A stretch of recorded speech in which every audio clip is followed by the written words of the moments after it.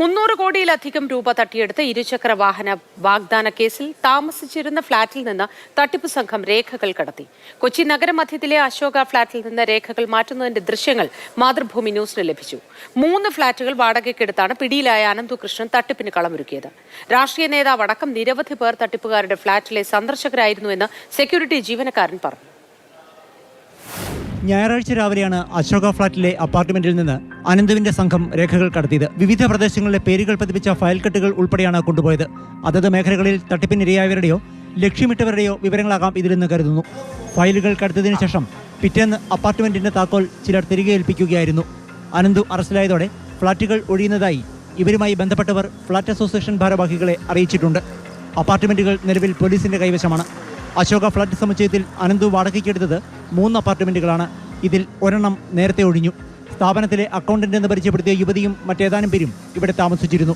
ഇവരുടെ ഫ്ളാറ്റിൽ നിത്യവും സന്ദർശകർ ഉണ്ടായിരുന്നുവെന്ന് സെക്യൂരിറ്റി ജീവനക്കാരൻ പറഞ്ഞു.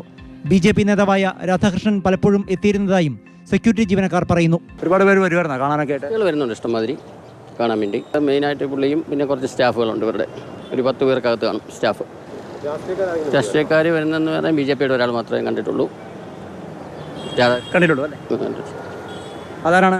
രാധാകൃഷ്ണൻജി രാധാകൃഷ്ണൻ വന്നു പോകും. വന്നിട്ട് പോകും കുറച്ച് സമയം.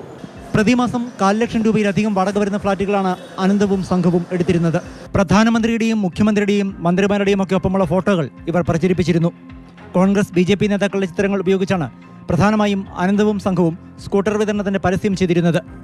സ്കൂട്ടർ കൂടാതെ ലാപ്ടോപ്പും രാസവളവും തയ്യൽ മെഷീനുമെല്ലാം തട്ടിപ്പ് സംഘം വാഗ്ദാനം ചെയ്തിരുന്നു. ഒരു കാര്യം ഉറപ്പാണ്, നേരത്തെ നടന്ന ആട്, മാഞ്ചിയം, തേക്ക തട്ടിപ്പുകൾ പോലെയോ ഒരുപക്ഷെ അതിനേക്കാൾ വലുതുമായ തട്ടിപ്പാണ് 26-കാരനായ അനന്തുവിന്റെ നേതൃത്വത്തിൽ നടന്നത്. അനീഷ് തോട്ടയ്ക്കാടിനൊപ്പം പ്രദീപ് ജോസഫ്, മാതൃഭൂമി ന്യൂസ്, കൊച്ചി.